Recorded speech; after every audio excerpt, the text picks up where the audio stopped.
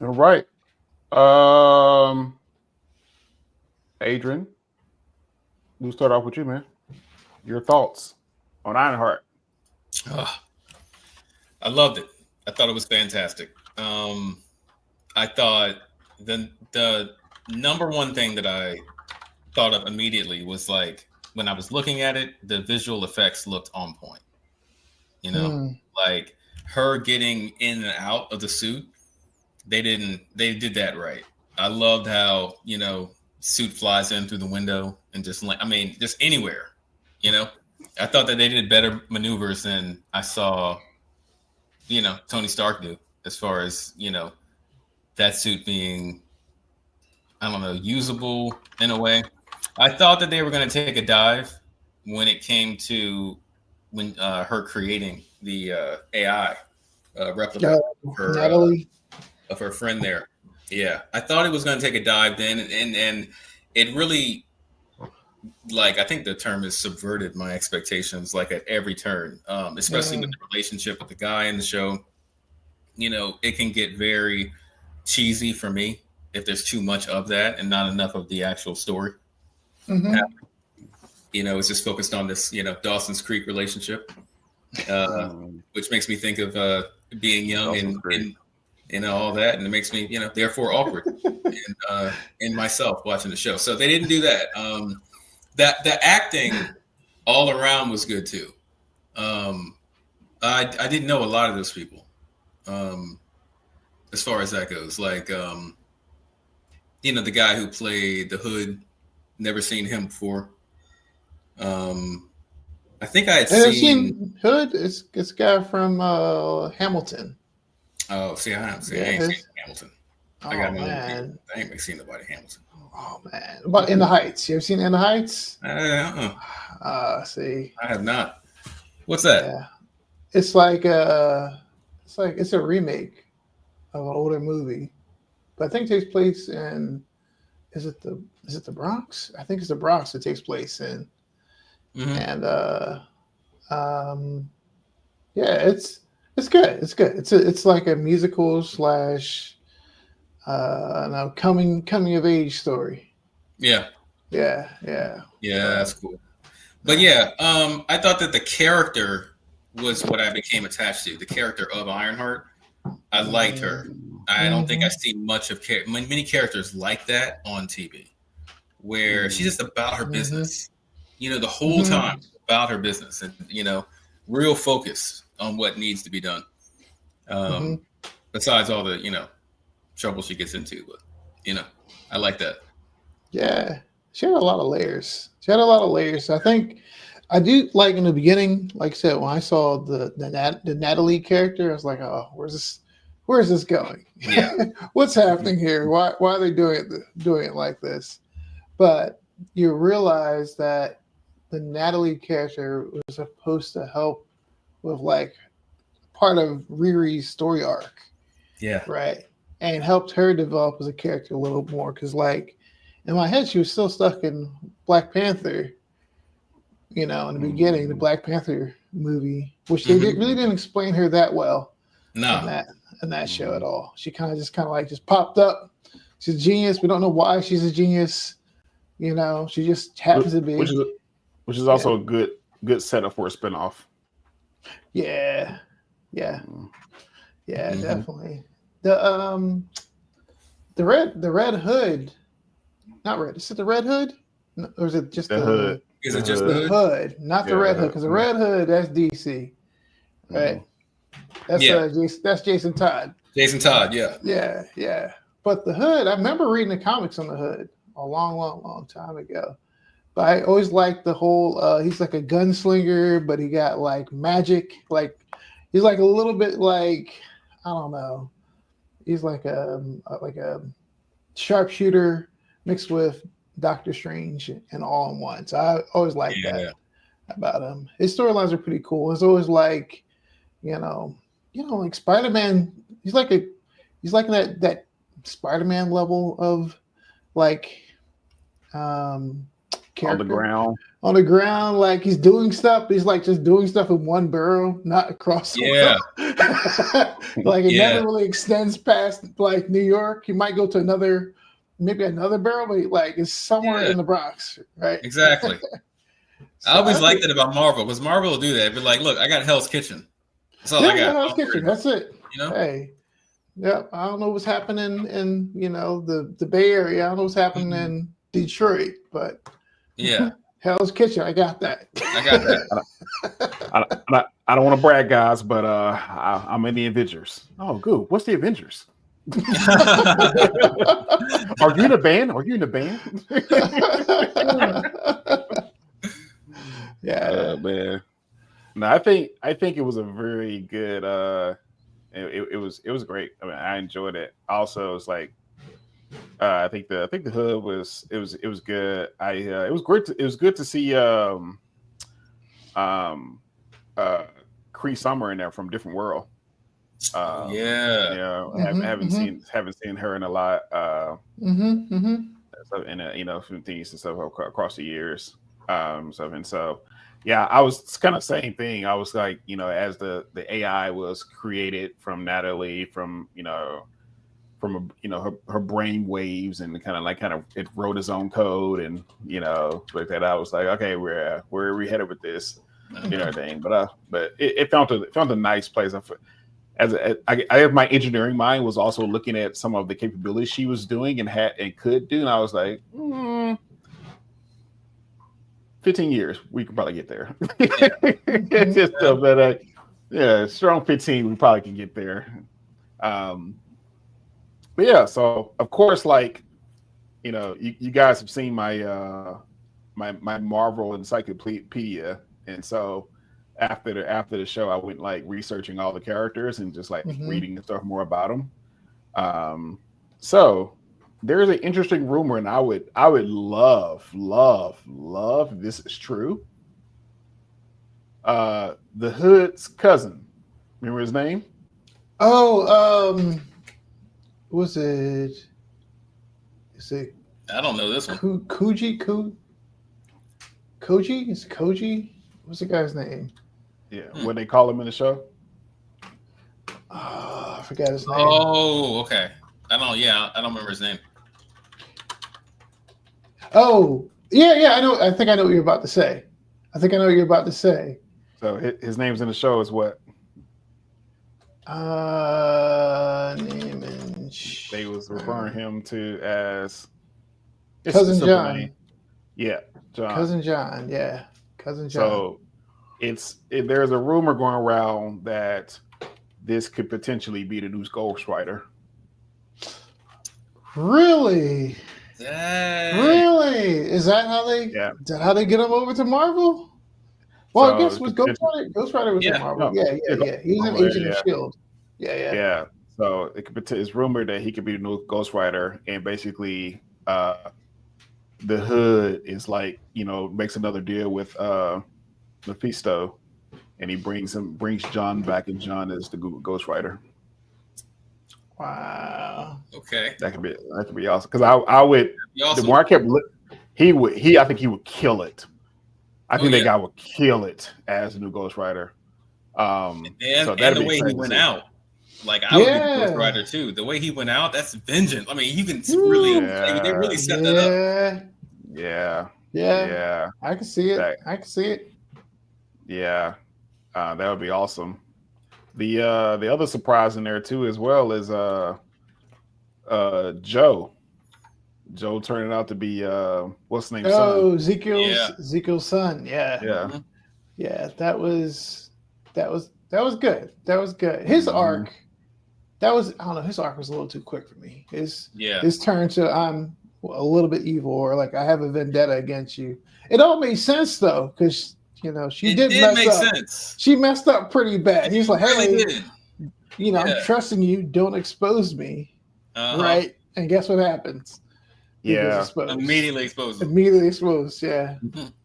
His turn of character, like how fast it happens, was very similar in my head as dang it, what's the name from oh man, I just went blank. Green Goblin. No.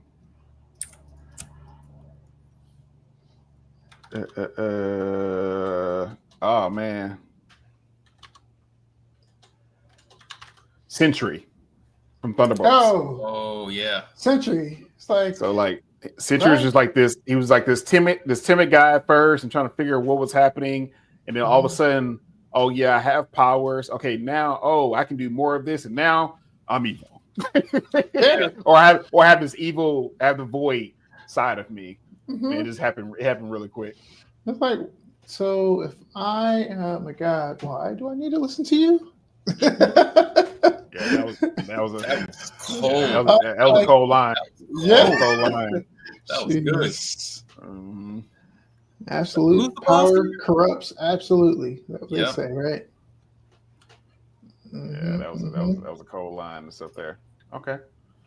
Yeah. Okay. And yeah, are we? I know they're throwing around a bunch of new stuff. We got what is Fantastic Four come out this week? This weekend? This weekend.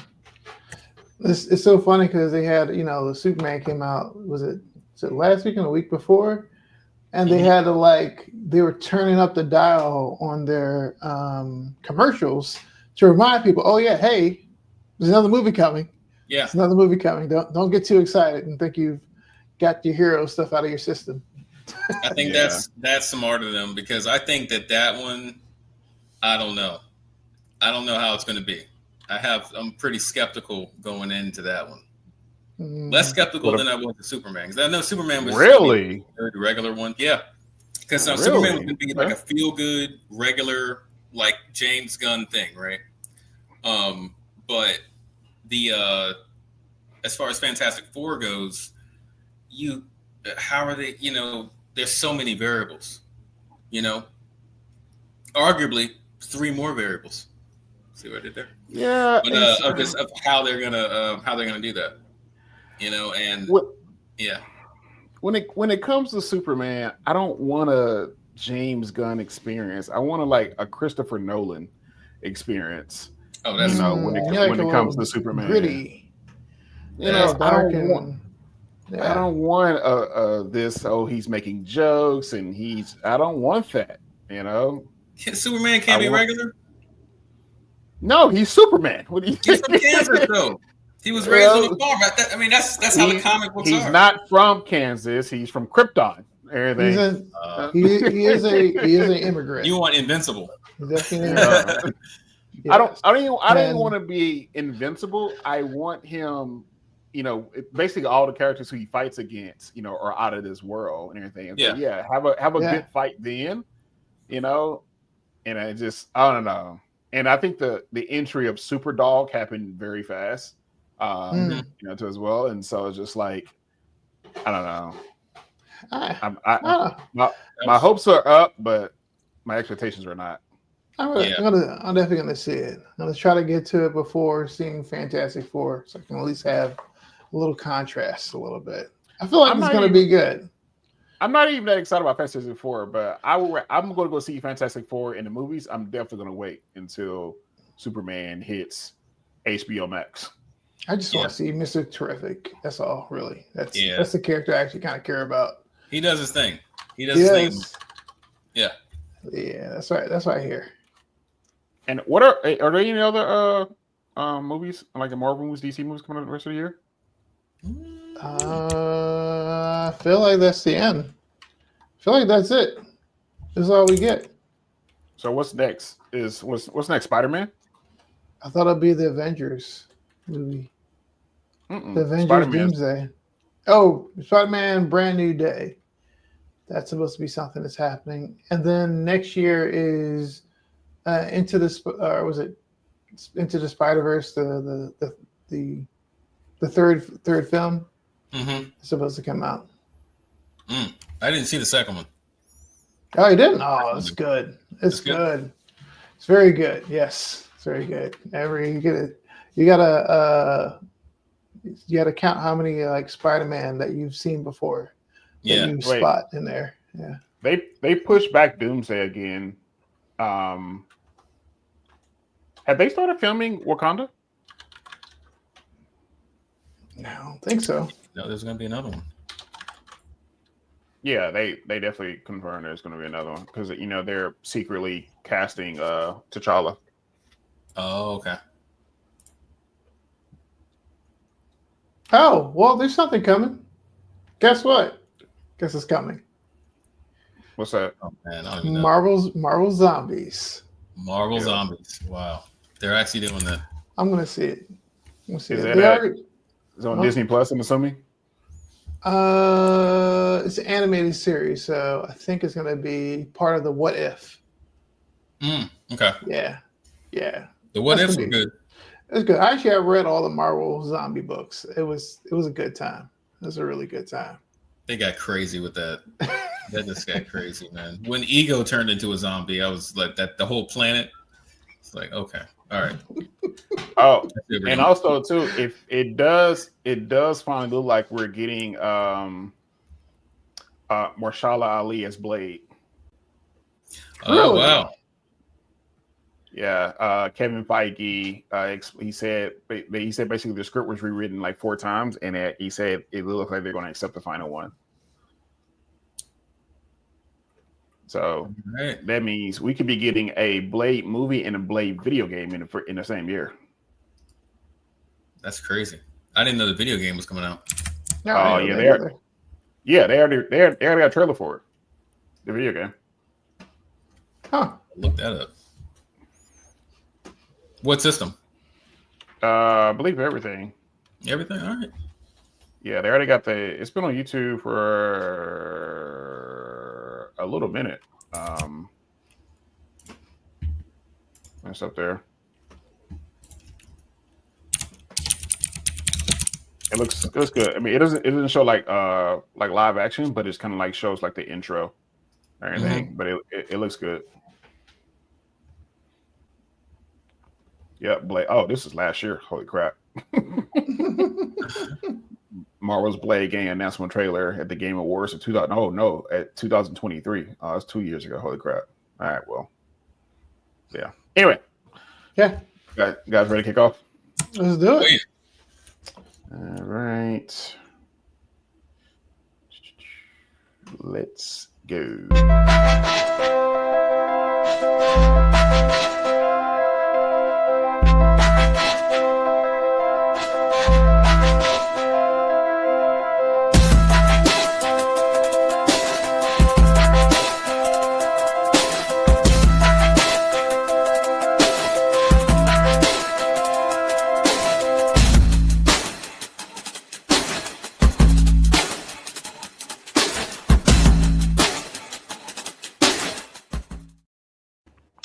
Hello. Welcome back, guys, for another episode of AI with Friends, man. I am one of your hosts. I'm Roland Avery. Let the fellas introduce themselves. Saku. Hey, award-winning cloud engineer, Saku. Thank you. Yeah, definitely looking forward to the show and talk to all of y'all. I'll pass it over to Adrian. All right, Adrian Green. I won luggage once for coding something. Luggage. I got luggage that I still use. I'll tell you guys that story. But so I guess that's an award. That's award. Hey, it's an That's award. hilarious, bro. So yeah, head of engineering, head of technology at Distro Nation. Excited about the show. Oh. I was also actually presented with an award. I did a talk on the combination of AI and healthcare, like probably 2 years ago, and they presented. Everything. Oh, so award-winning host. Oh, okay, let's do it. Yeah. Cool. Hey, guys. A little story about that. One of the first things that my son said to me, this is when he was maybe 3 years old. He goes, "Dad, you don't have any trophies, huh? Like a trophy room or anything? With your achievements?" I was like, "Wow, astute. You're on punishment." There you go.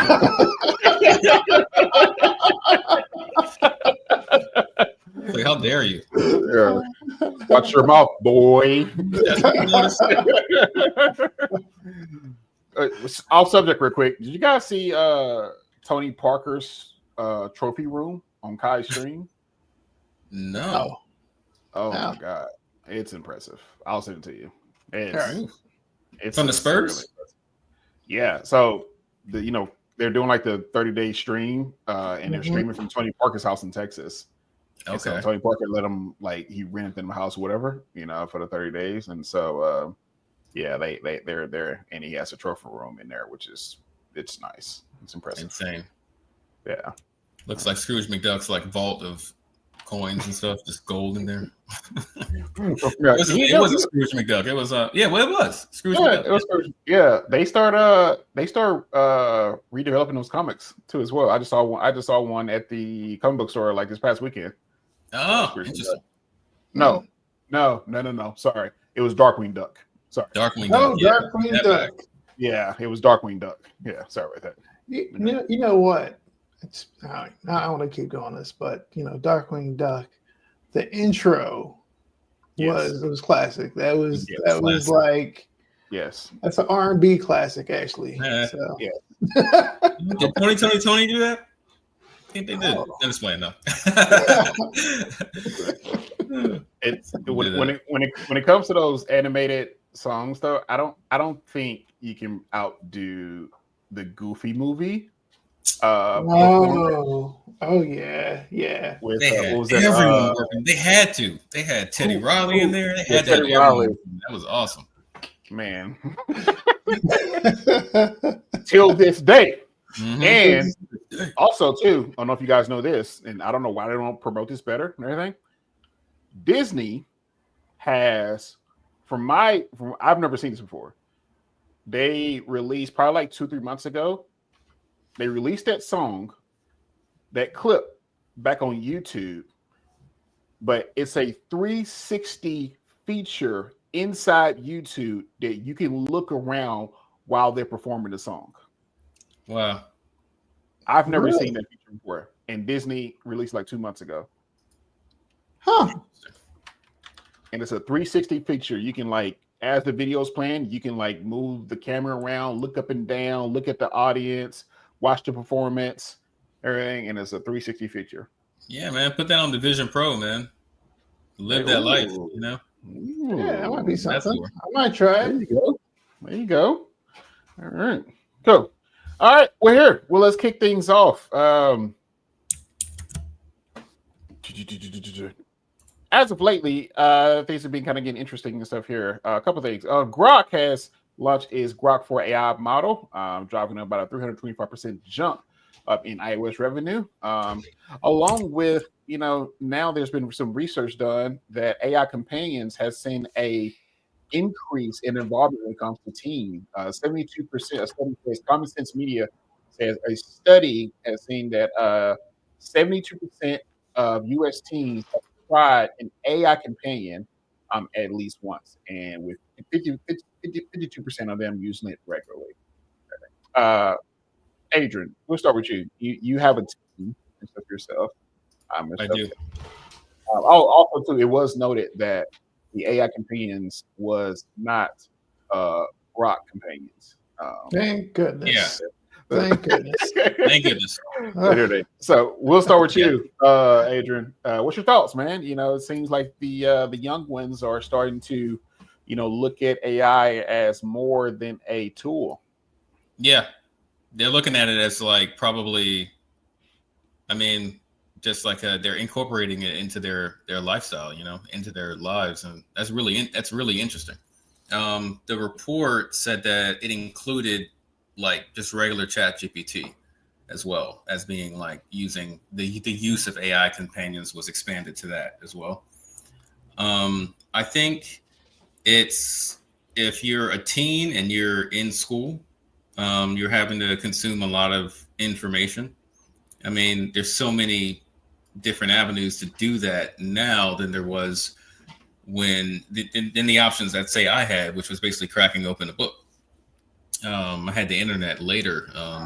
That was in high school, I guess, is when I got the internet. So that helped a lot.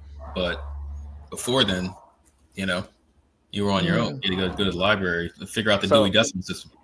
So here, I want to note here. The study says is that they was focusing on using it for more personal conversations, not AI assistants that's helping with them homework, image generation, or course voice not. assistants to answer questions. Of course So they're not. using it more personal level outside of those things. Yeah, they're not gonna do.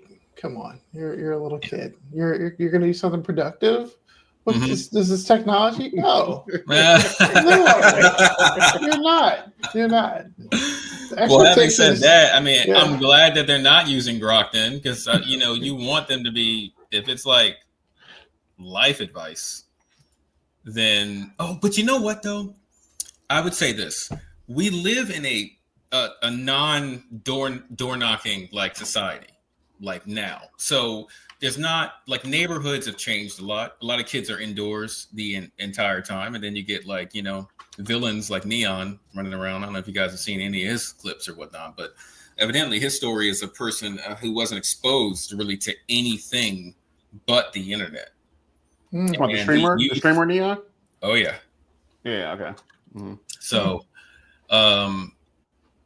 with people, with the situation being like it is, less kids going outside, it could be a bonus. It could be a bonus to have them build social skills, how to reply to something. There's so many things about interacting with people that are just like soft skills that you have to live it in order to gain it. It's like going into a new hood or something like that, or when you like were a kid and you like crossed over the fence into like the street behind you for the first time, and it's a whole other group of kids with their own little slang and shorthand and stuff like that. That's the only experience that I can think of. But I was outside as a little kid, and it was very different. And not as a little kid, sorry, as a teenager. It was very different, but I think that a lot of people are shut in more now. You see a lot of people that are just, no interest in going outside, like it was, because the internet's just so awesome, to be honest. So that's my thoughts. It's funny. That I was reading this. I forgot about this. Probably should include this in our topic, but that they're looking at creating a baby Grok. Yeah, I saw that. Yeah, baby Grok, which is designed specifically for children's learning need. Oh my God! So, what is happening? I don't know. It's a strange world. It's one of those things. I remember when I was growing up and the internet wasn't really widely available, but it was out there, right? And I remember, I wouldn't say my parents didn't have all the tools to know how to navigate it, but it was a very fast moving space. And even though my dad worked in tech, like even keeping up with me and some of the things that I would find, like, bulletin board services and news groups and all type of things that are out there. Right. Yeah. It's just tough. It's tough. It's tough to catch up.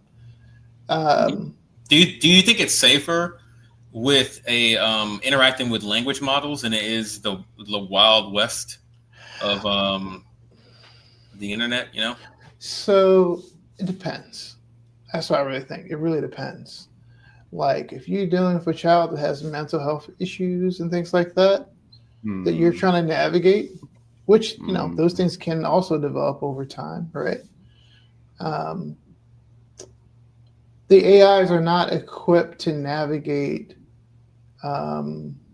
like settings where someone can do self-harm and not giving you that nudge. There's actually a study that they actually just recently did that said that they basically they did a study on methods from the American Psychology Association, and they would going through and setting up scenarios where it represented a type of self-harm, just connected to different types of like, psychiatric states that folks could be in. And it was like 9 out of 10 times the AI failed to like give you the advice to not edge you closer to self-harm. Wow. So it's like, because it can't navigate the really hard things. It's the same thing we always talk about, or I talk about. It's like AI is great if you don't need it to be 100%. Right. If you need it to 100% give a kid the right advice and give the right tone and have the right safety measures in place every single time, you are going to have a bad experience. Right. If you're treating it more as like, hey, this is a video game, this is not real, and putting that spin on it, I think maybe you have a better chance. But it's still pretty scary because it's emerging technology, and even if you like, even if someone tries to try to stop your kid from accessing the technology, his friend down the street, parents may not be that diligent or care that much, and it'll just be over at their house doing it. So it's just like, it's the same thing that came down to even for me. It's like what your parents instill into you, the lessons that they put into you, like how that shows up in these scenarios, that ends up being a more important factor than some of the technology and the rules you put around it. Yeah. Yeah. But yeah, I am not surprised. And the Grok companions thing is super creepy. That's super creepy. It's I don't know why they did that. And it's like, is that what we need? Like, is that what we need? I feel like that is so niche. It's so targeted to a certain sector of the population. I'm talking about the anime companion. The anime companion, yeah. Well, this is the same guy that put whoopee cushions in your Tesla so you can make people like make fart sounds whenever they are getting in your car. Like, yeah, that's fun. Like, I don't mind that.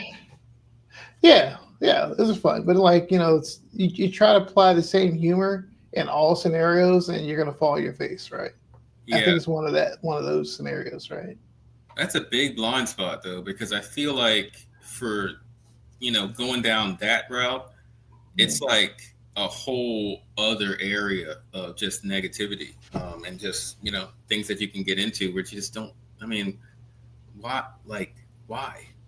Yeah, I think my larger issue with it is an individual or even one company with the audacity to think that your personality, humor, and all these other things matches the rest of the world. Yeah. He thinks he's hilarious.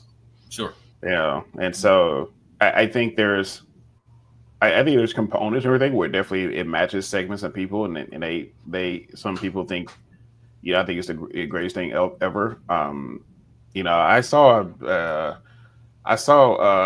couple of people talking. It was like the former CEOs of Stability AI and a couple other people was talking, and they feel like that Grok is in the lead of all models, and it's not even close. And I think we've entered into the world now where now there are politics in the world of AI. Number one, even in that conversation, listening to them, they were all going off benchmarks performance. And when it comes to everyday consumer, they're not deciding what's the best model for them based off benchmark performance. Definitely no. And so it's this unconscious conscious push of no, Grok is better for X, Y, and Z, and it's like it's just not the case, and it's not the case. It's across the board. It's just like ChatGPT is not the best use case for everything. There are certain things that it's really good at. Like Gemini, it's like it's going back to this politics. as inserted into the room and everything. And it's like annoying, especially with an emerging technology, because in a lane of emerging technology, the focus should be everybody figuring out what model is what best for what use case, not for the entire, population, it's like that. And so I think that's my only issue and stuff with it, everything. And I think the team thing, I mean, we kind of did the same thing, even at that age. Like even at that age and everything, we kind of did the same thing. I mean, I was glued to my MySpace. I was glued to my MySpace, and I was trying to make it as much like me, represent me, and all the things I possibly could, and getting the script to add music to your page. Yeah, like Remember I don't know, was it the parrots to do like the icon, at the flashing buttons and just man, that's when I get a seizure going to that page.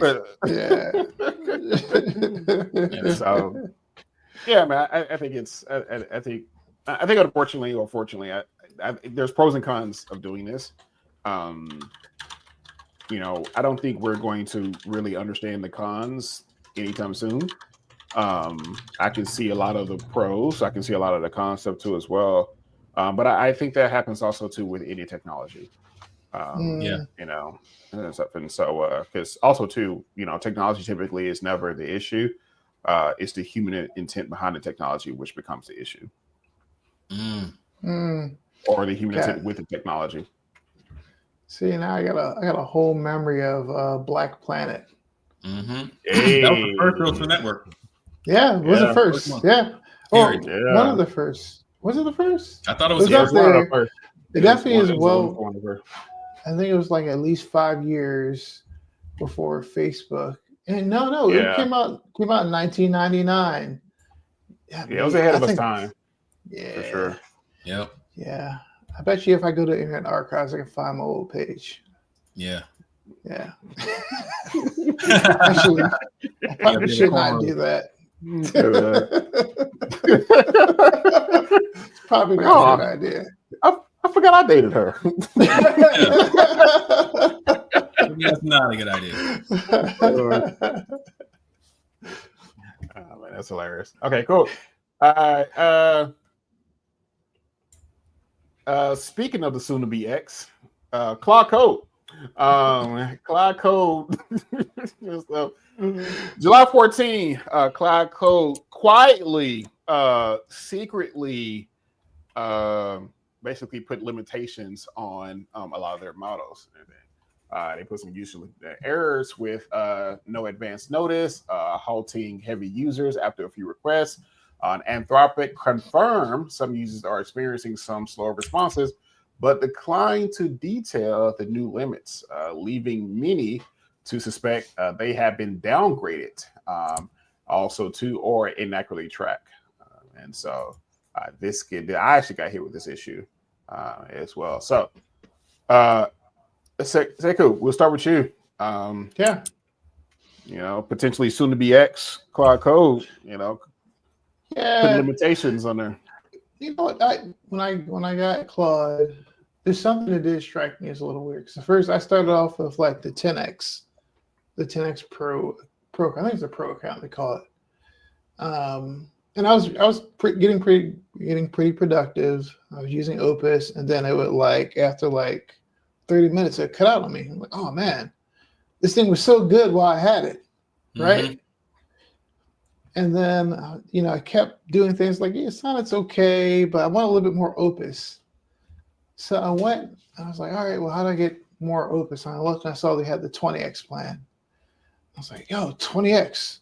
Well, if it's double the amount of what I've had, this is great. But it never really occurred to me that they never actually gave real numbers for what the actual usage was. Yeah. It's 10x and 20x. Like you can move that, you can move the number that this 10 and 20xing on behind the scenes many times. It can still be 10 or 20x of what the usage is. But if they just lower it across the board, like, I don't know, it's a little shady, right? They're not the only people who've done something a little weird, because Cursor just got caught doing something too, where they increased the price for their for using Cursor auto or whatever their model Cursor is. Max. Cursor Max. They like increase the price of it. And they do it per request, so people are getting giant bills, which is like, okay, your technology is good. We enjoy using it, but like, trust me, people will do something else or just go back to something what they had before if you're gonna do if you're gonna do maneuvers like this. So yeah, I think right now there's a little bit of the startups are a little emboldened because there's like a shortage and things are changing, move fast and break things and stuff like that. Yeah. But like some of the core things that are becoming more important to folks is like maintaining your customer base, because you're not going to be able to reach the top without maintaining that on the way up. And I think for me, I definitely am driving, like, if I'm going to get kicked out of it after like 30 minutes on the 20x plan, like what am I doing? What's the next price? Or, why don't I just use Gemini? Bigger context window, may not be as good with tools, but at least I still had to use Gemini anyway in my workflow because the context window was so huge. I wanted to read documentation or set up plans and stuff. It's really good. I just would not have Gemini write all my code. For sure. Yeah. Yeah, I think I agree with you, Sekou. I think this is a dangerous game to play in the industry that's moving so fast. Like, we've seen a swarm of users switch to a different model in a matter of months. Yep. We've seen just a bunch of people just like, okay, cool, I'm going to use this. And I think that's a dangerous game to play, particularly in this industry. And also too, I think it's an even more dangerous game to play because of who your user is. Your user are engineers. Mm-hmm. And typically when you piss engineers off, they either go build their own, or they very much follow an alternative. And it is like cutthroat. All right, I'm done. And so, you're not building this for another, user base. And so I think it's like I said, I got hit with this limit, and I think I was on, was it Pro? Like, I think it's like Pro. And then I upgraded my plan, and I got hit with another limitation, probably, a day or two after that. And I was like, I just upgraded and stuff like that. And so, yeah, I don't. Yeah. Also, too, I think this is what happens when you overcommit and underbet. You probably and this could be a good thing. Maybe you underestimated how good the model was. That could be it. And you underestimated how many people was going to actually, come over and switch over.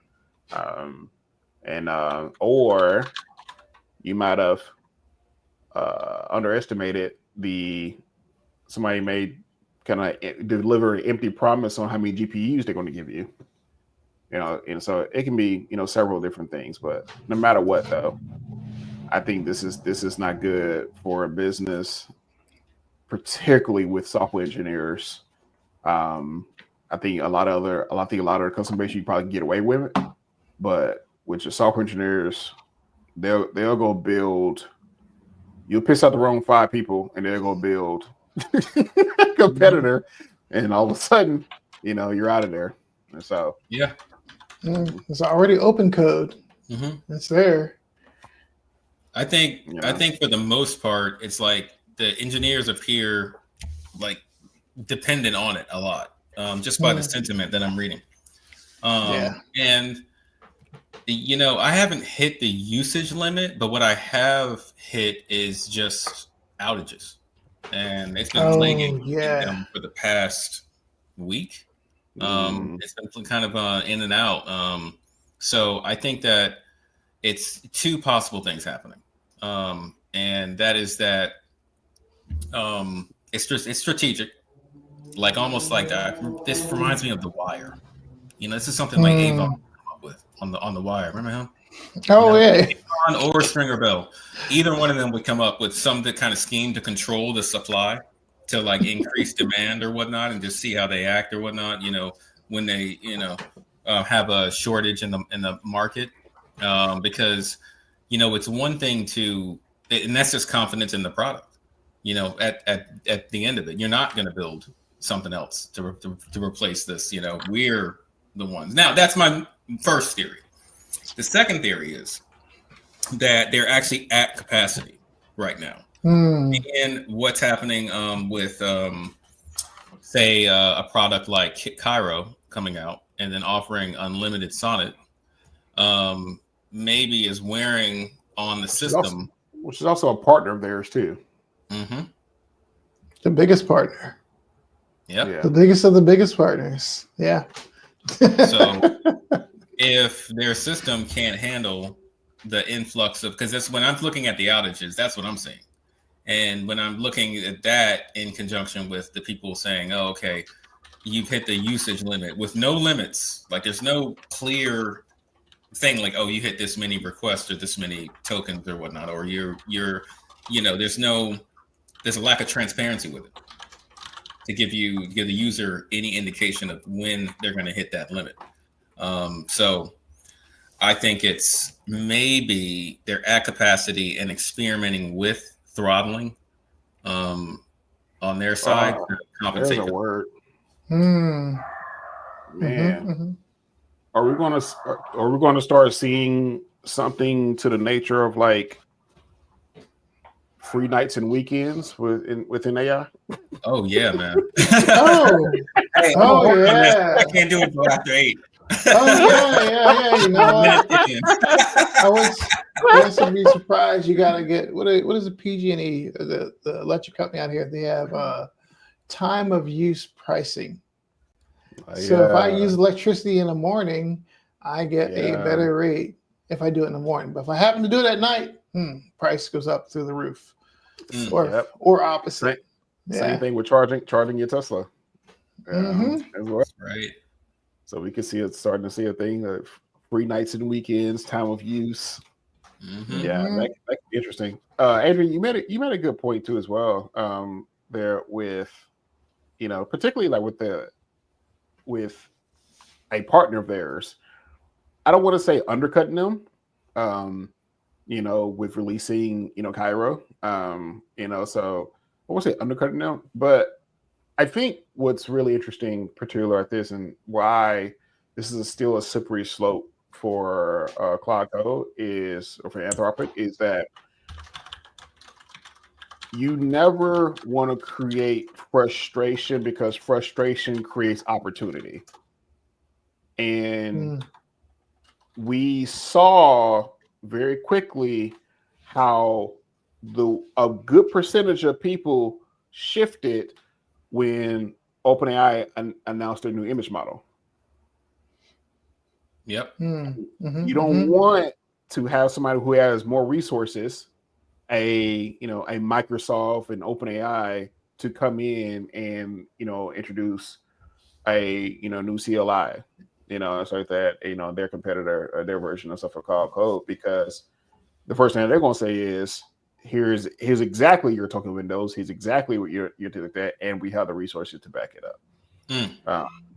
And so, if I'm OpenAI, I'm probably, and they probably already, but if I'm OpenAI and Microsoft, I think Microsoft is probably closer. They have a little bit more leeway to do it first, but I'm definitely upgrading and doubling down on Copilot from Microsoft. And then if you're OpenAI, why not?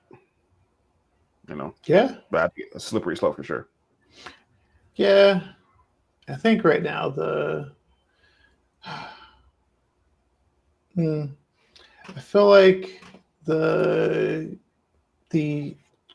all right, actually I don't want to jump into the next talk we have, but like the choices right now are really dictated by like the time of like interest that folks have right now. Everyone is getting into agentic coding, right? That's a big thing. Software developers are really like starting to click like, oh, this actually is really useful more than just having like autocomplete things for me. Right. Yeah. We finally like crossed that road where I talk to a lot of software engineers and feels like folks are that light bulb is turning on. Not just and it's not just the early adopters. Now the next wave is starting to get it. Right. And now that that's happening, Claude Code is now put itself in this little weird spot where you're questioning whether Claude Code is the right thing. And then the Cairo, that IDE that came out from Amazon that's in developer preview, like, it's funny because it felt like everyone was saying, oh, well, text-based agents is the way to go. We just need it in text. We don't need a whole IDE to get this done. But then I think Cairo came out. I'm looking at it like, oh, it is quite useful to have a fully functioning IDE that is made for agentic workflows. And on the heels of, Claude Code, imploding a little bit here. I feel like there's definitely a chance they might lose it, and they're not the top player in the AI market still, right? No. OpenAI is still the top player, and this open code thing that was created may end up being the bridge, I think, to pull more folks away. Because like, if I can have O3 do things for me, or you'll never get the same amount of rates that you could get out of using the Claude Code, like the maximum plan that they have. But you can still be pretty productive, even though O3 is super expensive to do things with. You can do all right with it. So I don't know. There's a lot of opportunity. I want to see where it goes. This is all shifting sand. Like I tell everyone else who's like who interacts in this world, like, hey, enjoy what you got. Just don't be sad when it goes away. Yeah, that's the name of the game. There are no winners right now. Well, yeah. I'm excited to try out Open Code too. That's a really intriguing project there. Yeah. Yeah, my phrase, the way I put it, is this industry is changing every 90 days. Everything changes every 90 days. Yep. Reset your expectations. Mm-hmm. Yeah, it is happening fast. That's up there. All right, here we go. Speaking of fast, OpenAI has announced that ChatGPT users are sending about 2.5 billion prompts a day. It said, no, crash. By the day, underscore a massive demand in infrastructure stream. It says OpenAI over they average over 1 billion prompts a day back in December, and now they are at about 2.5 billion prompts a day. Also, too, Sam Altman announced on X that OpenAI will bring in over 1 million GPUs by end of the year to meet their growing compute demands. It says that they've already started the process renting Google Cloud's TPUs, Google Cloud GPUs, and also to diversify their NVIDIA GPUs, and also to don't forget they have the relationship with Microsoft.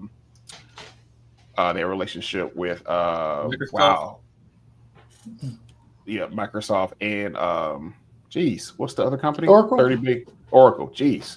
Yeah. There. So they have their relationship there as well. Adrian, start with you, man. What's your thoughts stuff here? 2.5 billion prompts a day, and also too, they plan on bringing in about 1 million GPUs by the end of the year. I feel like if they're at 2.5 billion prompts a day, it's just the beginning.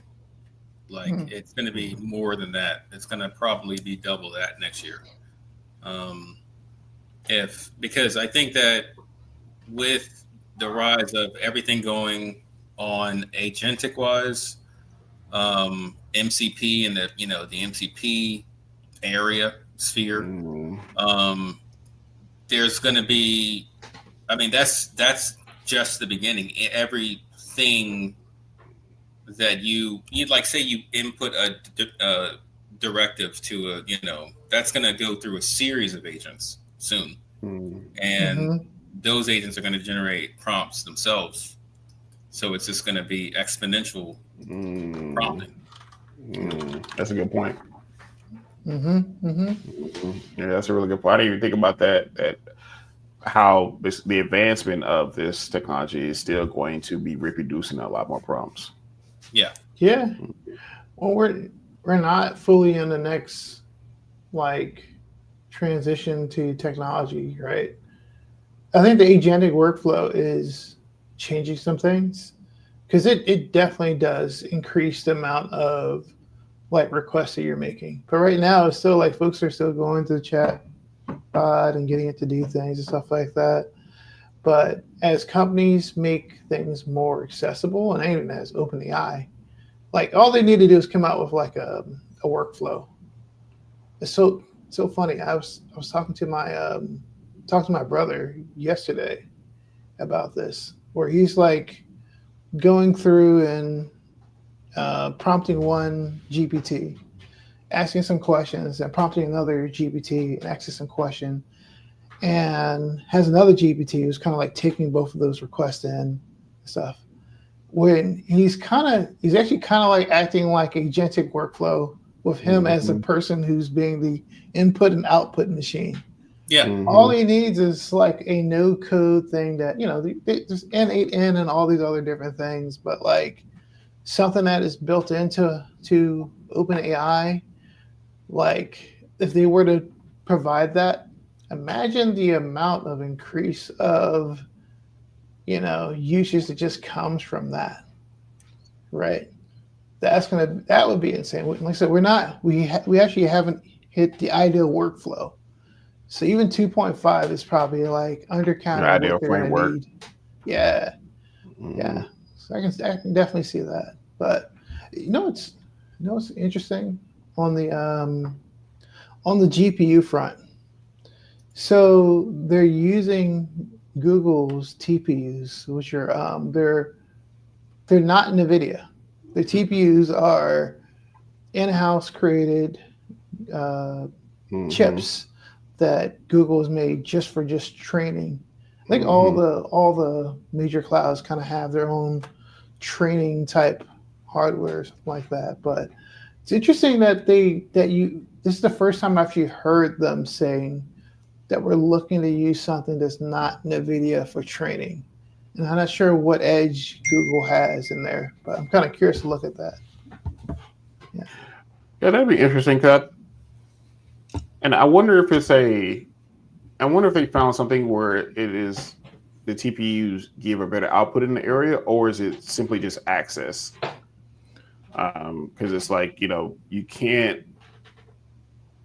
really speed up production on GPUs.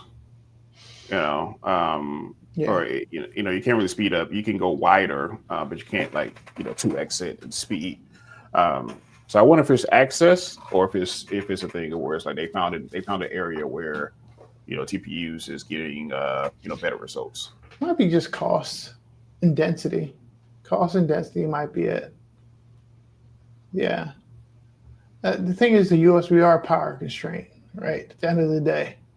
You can have as many GPUs as you want, but we only can put out so much power.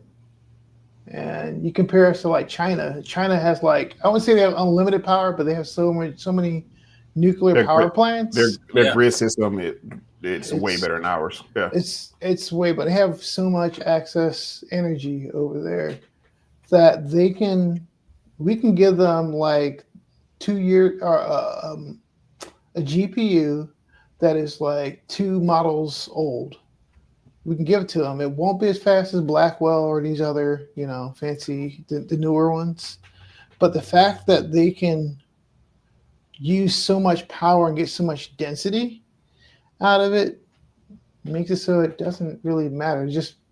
Are just going to install more, just going to, plug in more GPUs to eventually, make the same capacity.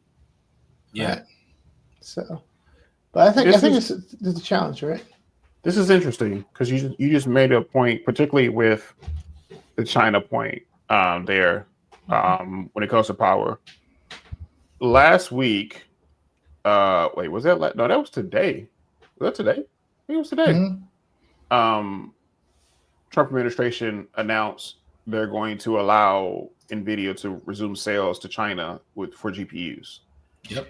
Yes. And I wonder, is it to start to kind of create this new relationship where we're starting to see the limitations on our end that we're experiencing, and China very much has an advancement when it comes to compute on their end. They just don't have, they can't, get as many GPUs as we currently can as of right now. And so I wonder with this new agreement, is that something that not only maybe the administration has thought about, but also too the tech industry has said, hey, we probably need China in this. This is a good topic. I was thinking about this and watching different shows on this topic. And I think the takeaway that I've gotten is that the purpose of doing that is to make it so that the Chinese do not make a chip that can actually rival NVIDIA. It's to we're gonna get you hooked onto American silicon, right? Mm-hmm. You're not going to use any of your silicon, right, or do any refinement and things like that.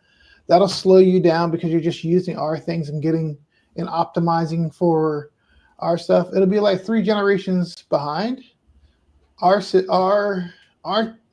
systems have to be not just fast but power efficient in order to make them fit in our world, right? Yeah. So we don't want them to get that because that would give them such a huge boost because they can have even more density, even more CPU power with that. But the major manufacturer for chips that is not NVIDIA is Huawei. But their chips are nowhere close to like AMD. Mm-hmm. So they're pretty far back. Mm-hmm. So all the transformer models are still based off of CUDA. And trying to re-architect CUDA transformers to work on anything that's not CUDA is still a huge challenge. You see how much trouble AMD has with their Rock, which is supposed to be like a CUDA-like emulator, right? Mm. So, I think that's interesting because let's assume. China was in the process of figuring out how to build their own GPU. It also too, I think, I very much think if they figure it out, they wouldn't even care about the deal. But let's say for example they're starting from scratch and the deal is not on the table. That's still a very large head start for the US. That's a very, very large head start. Even they can figure it out because it's not you're not only talking about the head start of having GPUs that's already in the market, and also too consistently in production. You're talking about now having to create a new chip infrastructure, all these things like that. That's a large head start. As much as China has proved themselves in so many different areas, I think that could be crippling for them if they did decide to go the route of building their own, GPUs. Yeah. Mm-hmm. At least temporarily. It does disconnect them from being you can still if we're all using if the whole world's using NVIDIA graphics cards, right, and their platform for things, that means you're still benefiting from the collective knowledge of the world on this technology, right? Mm-hmm. And part of the reason why was it Rock, which is the driver for AMD is still quite challenging, is that like you need to get developers to optimize for it, right? Mm-hmm. And get software, because it is a whole combination, have them everything work in sync. Now the companies that are creating these TPUs and inference chips and things like that can do one of the things, like just do training. That is still like, because you're only doing one thing, you're going to be less energy. You're going to require less energy to run. Still right? Open game. Yeah. So like if you're still in the split, but the sweet spot is when you have one server that can do them both. And that's what NVIDIA provides you. You can have a server that can be training, you have a server that can do inference. It's never idle. Right. Mm-hmm. Yeah. Yep. Yeah. I mean, we'll see for sure. I mean, I think the deal is done, so I guess we'll not see, but the deal is because I remember reading it somewhere, or it glanced across my screen or something like that. I don't remember. But yeah, I had to look that up and see. Yeah. Okay, cool. Meta. Meta's chief global officer, Joel Kaplan, declared on LinkedIn that Meta will not sign the AIEU Act. It says, calling it legally uncertain and overreaching. The code effective this month mandates documentation bans training on pirated content and enforcing content owner opt-outs ahead of the AI Act.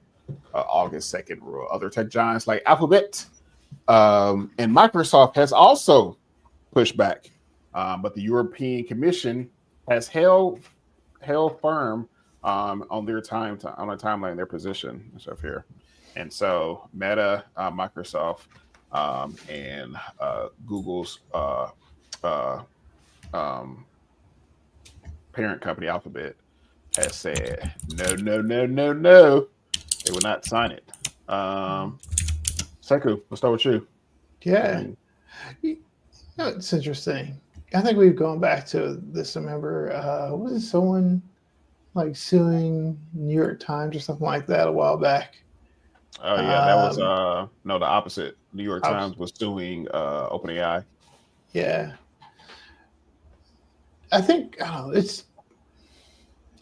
I wish there was a way for this technology to exist without, like, taking things from other folks, stealing essentially from other folks, taking things without asking.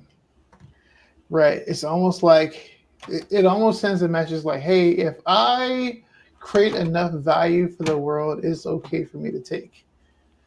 You know what actually reminds me of? I hope you're not about to say what I think you say. Go ahead. No, it reminds me of museums. Oh, that's not what I was thinking. Me neither.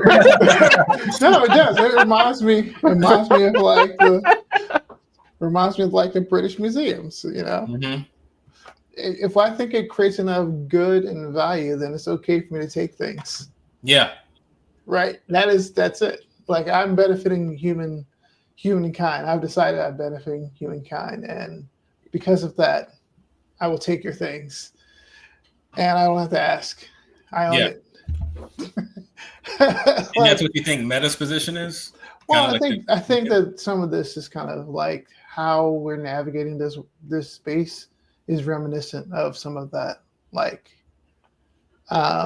because at some point, someone was setting up data sets and said, oh, there's a bunch of sites over here that people have written, these articles. Let me just collect them. They're on the web. I guess they're free if they're on the web, right? I'm just going to collect them. Yeah. And I'm going to sell them to other people. Like in any other world, that would like you can't do that. Like, why would you think that you could just go and do these things? But I stole them, but then I gave them or I sold them to people, and I'm bettering their lives. And because I'm bettering their lives, like, are you going to stop me from bettering their lives? Yeah. You're going to better the whole world. The whole world is going to benefit from me. Like, it's the ultimate, not Robin Hood.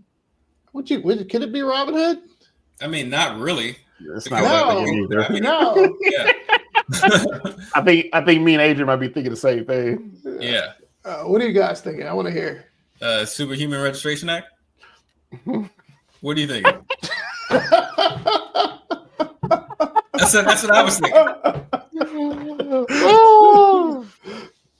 I mean, it's the foundation of capitalism. This is giving very slavery. And now you're not acquiring people and stuff anymore, which looks less. It looks less bad, or it be now you're just taking people's information, data, IP, and you're doing it at such a fast rate. Until 1865 comes back around, it's like, oh, okay, yeah, you guys are right. That probably was the issue. But so since we move forward, and also too, selling back your own data too as well, which selling it back to you. Oh, crazy. you want to integrate OpenAI? Oh, hey, here's an enterprise subscription, New York Times. Exactly. Knock yourself out. Knock yourself out. So, although this to kind of get back to this article real quick, because I feel like I went on a little tangent. The guidelines that they have put together, they are the harshest guidelines. They're looking at it in the face, saying, this code of conduct that we want you to follow, and this framework that we put together, would essentially mean that you'd have to build separate AI systems just for the EU in order to be compliant. It's almost like the GDPR for California. Yeah, California has their own laws and things like that. But it's definitely way worse over there. So it's not severely uncommon though, because we already went through this. I mean, you got different internet laws and different things in different countries and stuff, and how you need to abide by things.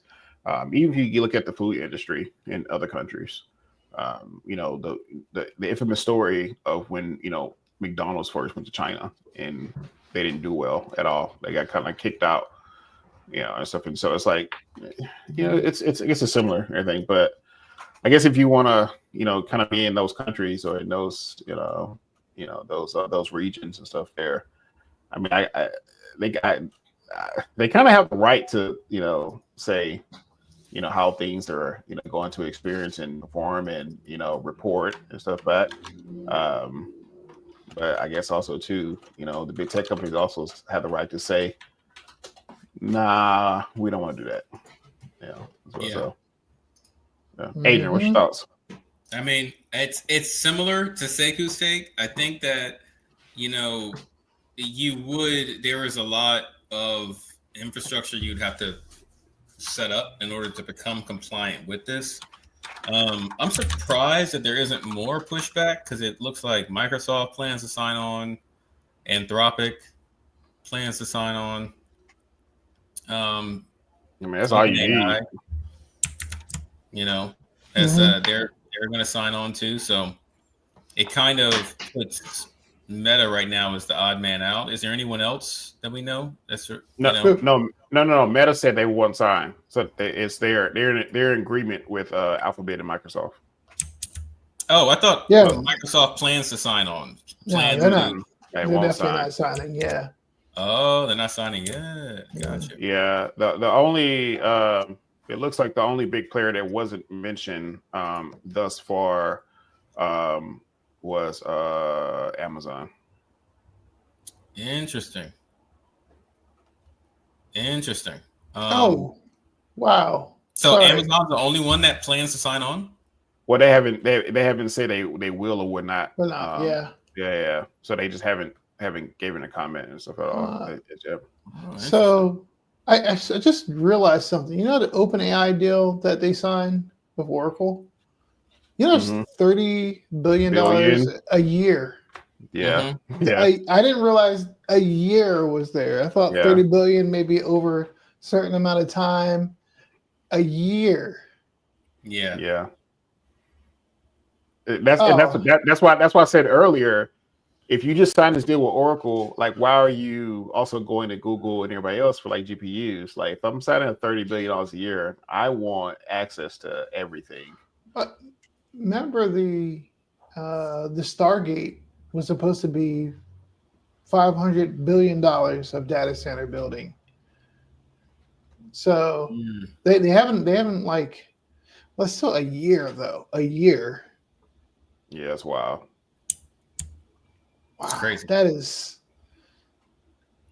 crazy. Wow. But yeah, similar take. I mean, that's I'm looking and I'm seeing articles, man. It looks like Microsoft said it plans to sign, but you know, he said, like, this is Microsoft's president Brad Smith told Reuters, I think it's likely that we will sign. We need to read the documents. Our goal is to find a way to be supportive, and at the same time, one of the things we really welcome is the direct engagement by the AI office with industry. He said, referring to the EU's regulatory body for AI. So I mean, it would be interesting if Meta ends up the odd man out in this with this. Would it though? Would it though? Would it be interesting? How important is? It's kind of a brand for them. Their operations, yeah. How important is their operations in Europe? You know, kind of regarding this. Would it be like they can't? What would it limit their ability to do? Because as far as the code of the thing that they're signing, there's no punitive. It seems kind of like nebulous a little bit as far as the repercussions of not signing it. Because they're just like, oh yeah, we'll just you know, you sign this document and we will we'll make things easier for you. You know, you get protection. You know, maybe less legal issues. People will bother you less. You know, and I don't know what, you know, since that language maybe isn't as clear. Meta could just be like, bump that. Like, why? Yeah, I mean, the EU is also known for hitting, you know, tech companies and other companies with very large fines. Yeah, right. You know, they definitely they definitely been known not to play. Yeah, but we tried to warn you. We tried to get you to sign. It's for your protection. Yeah. I don't know where these voices are coming from. But... I don't know.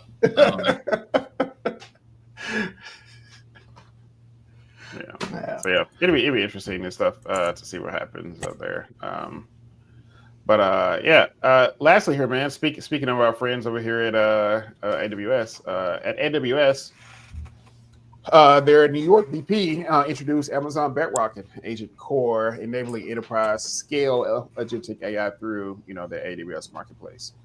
He also unveiled Amazon S3 vectors, cloud storage for native vector support, promising up to 90% cost savings for vector workloads. It said as up to 90% cost savings for their workload. Adrian, that's a heavy promise. 90% cost savings for vector workloads. I'm confused by that. It's like RAG for RAG workloads. Yeah, but couldn't you integrate your Pinecone vector database with what you have on Bedrock now? I don't understand. Would that be cheaper? Is it cheaper to go that route than it would to be? So imagine S3, right, where you can just store files and stuff like that.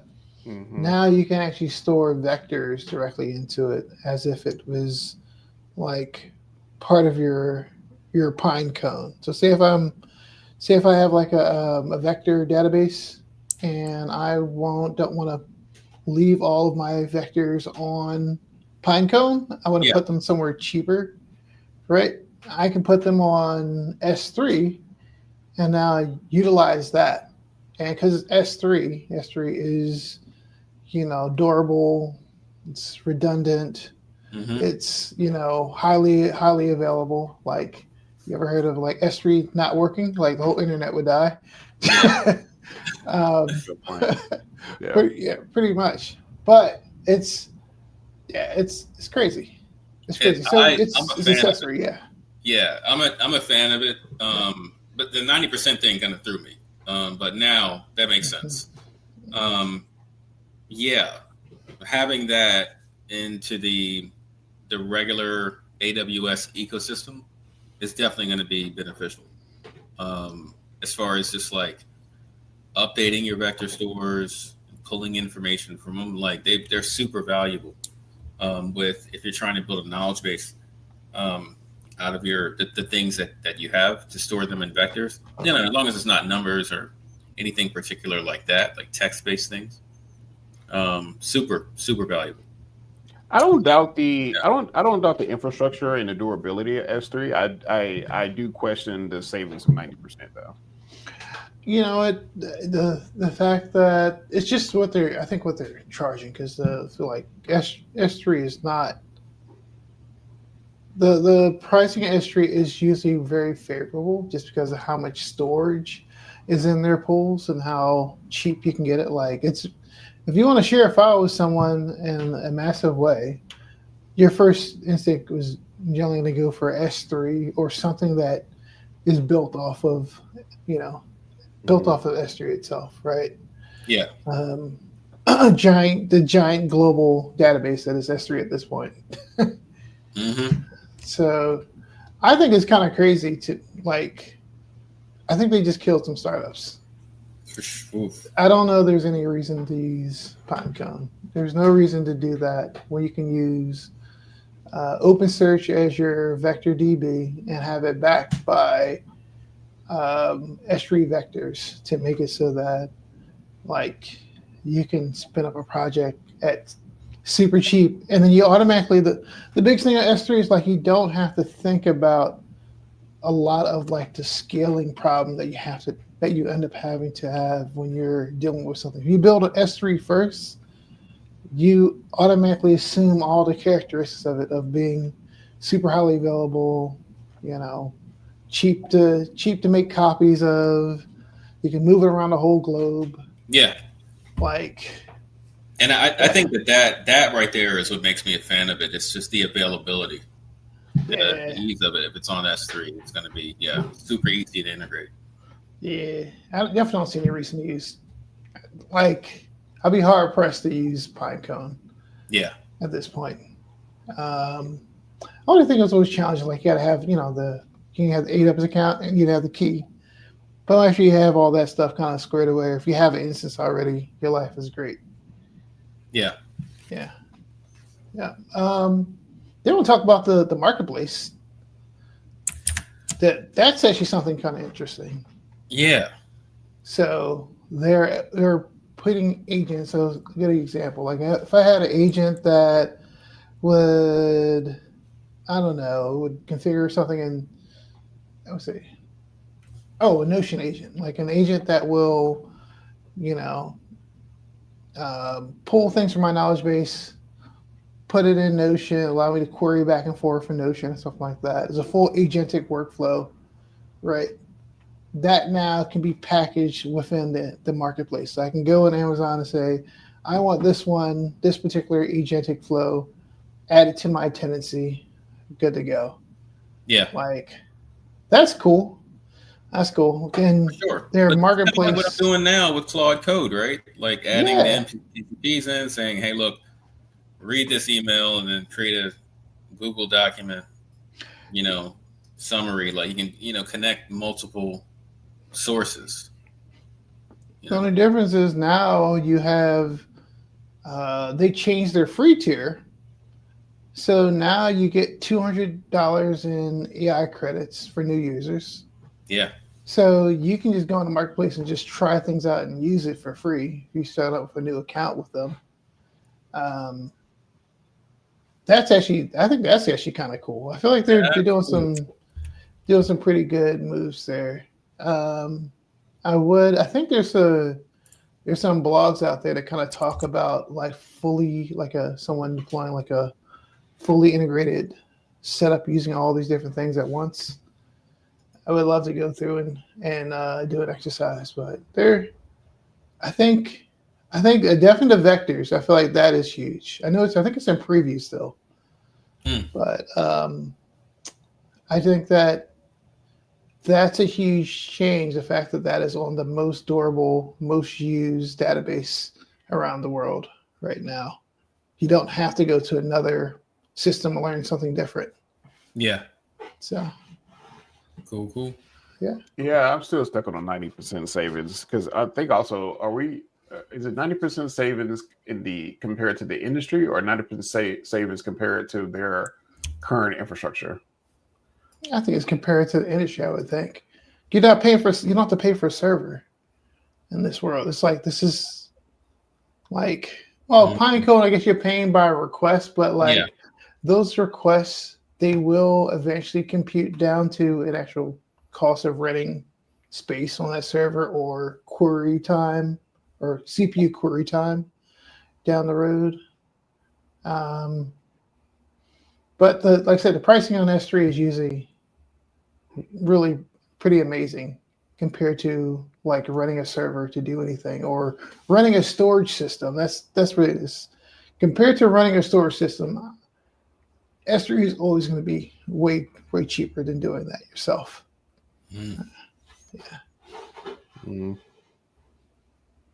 Okay. Yeah. All right. Well, guys, that is another episode. That's up there. We went through Grok's AI companions, teams using AI companion stuff. Claude Code and some of their trust issues they've established within the market stuff now. OpenAI and their, are they kind of, their chip strategy here? So they're going to acquire over 1 million GPUs by the end of the year. And then we have Meta saying, we ain't signing the AIE Act, at least as of today. And now our friends over at Amazon announcing new tools and stuff and new S3 vector stuff as well. Great episode. Definitely. Great episode. Stuff as usual. Also, too, great behind the scenes as well. Yeah, man. Adrian, close us out here, man. Give us some of the details here. Close out.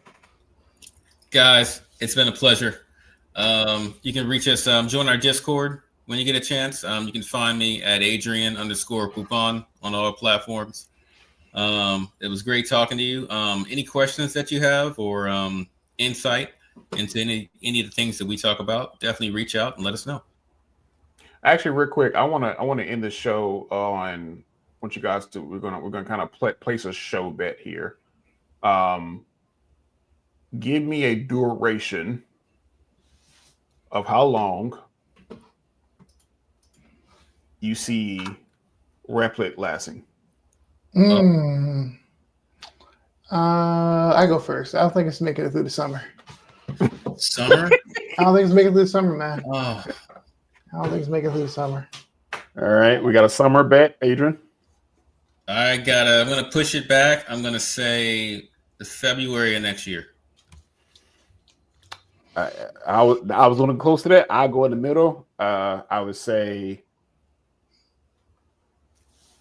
Christmas. Make it Christmas. Oh man, not on Christmas. Oh, man. Yeah, it's bad time. Oh, come on. This is a tech world. We've seen worse.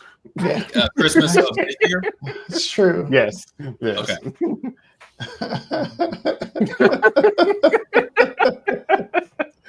True story. Yes. We have definitely seen worse. We've definitely seen worse. Yeah. All right, guys. I am Marlon Avery, and also too, you can follow the podcast at AI with Friends podcast and Seku. Yeah, Saku the Wise One on all platforms. Definitely enjoyed the pod today. We went through a lot of good things. Definitely, let's keep the conversation going. Join the Discord. I'll see you there. All right. All right. All right. Out.